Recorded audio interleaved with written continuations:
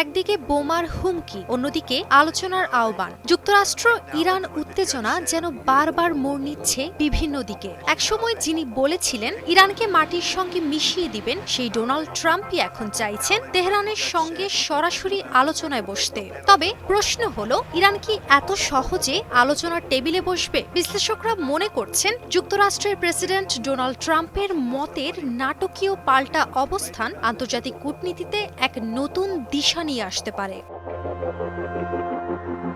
বছরের পর বছর ধরে ইরানের পারমাণবিক কর্মসূচি আন্তর্জাতিক অঙ্গনে উদ্বেগের কেন্দ্রে। পশ্চিমা দেশগুলোর অভিযোগ, ইরান গোপনে পারমাণবিক অস্ত্র তৈরি করছে। যদিও তেহরান বারবার বলেছে তাদের কার্যক্রম সম্পূর্ণ শান্তিপূর্ণ। এই দ্বিমুখী বক্তব্যের মধ্যেই নতুন করে আলোচনার প্রস্তাব নিয়ে আসলেন যুক্তরাষ্ট্রের প্রেসিডেন্ট ডোনাল্ড ট্রাম্প। ট্রাম্পের এই নতুন আহ্বানে স্পষ্ট হয়ে উঠেছে তিনি সরাসরি তেহরানের সঙ্গে আলাপ করতে ইচ্ছুক। তার বক্তব্য অনুযায়ী সরাসরি আলোচনা করলে ব্যাপারটি অনেক দ্রুত এগোবে এবং মধ্যস্থতাকারীদের ঝামেলা এড়িয়ে সরাসরি যোগাযোগের মাধ্যমে দ্রুত সমাধান সম্ভব। কিন্তু ইরান কি এত সহজে পাল্টাবে তার অবস্থান? এ বিষয়ে ইরানের পররাষ্ট্রমন্ত্রী আব্বাস আরাকচি জানান, যতদিন না যুক্তরাষ্ট্র তাদের আচরণে পরিবর্তন আনে ততদিন সরাসরি আলোচনা অসম্ভব। তাদের মতে এভাবে আলোচনায় বসা মানে নিজের আত্মমর্যাদাকে ক্ষতিগ্রস্ত করা।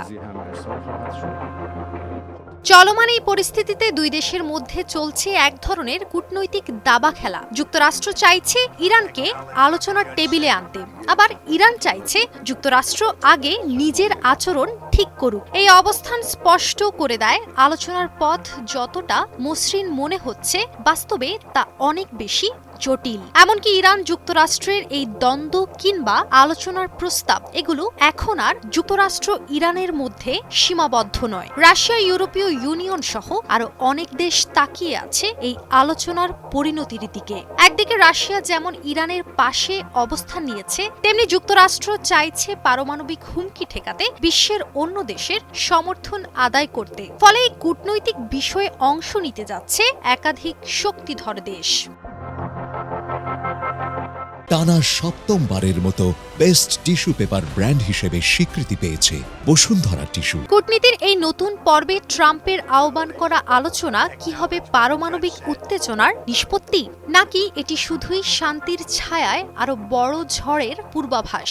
বিশেষজ্ঞরা মনে করছেন এই সরাসরি আলোচনা হতে পারে একটি দ্রুত সমাধানের পথ, তবে তা ইরানের অভ্যন্তরীণ ও আন্তর্জাতিক কূটনৈতিক পরিস্থিতির উপর নির্ভর করবে। তাই প্রশ্ন থেকেই যায়, ইরান যুক্তরাষ্ট্রের সরাসরি এই আলোচনা কি সত্যি একটি শান্তিপূর্ণ সমাধানের দিকে নিয়ে যাবে, নাকি কূটনৈতিক উত্তেজনা আরো বাড়িয়ে দেবে? তবে তার থেকেও বড় প্রশ্ন, আদৌ দেশ দুটি একসাথে আলোচনার টেবিলে বসবে কিনা। কাজিয়া অহনা, নিউজ 24।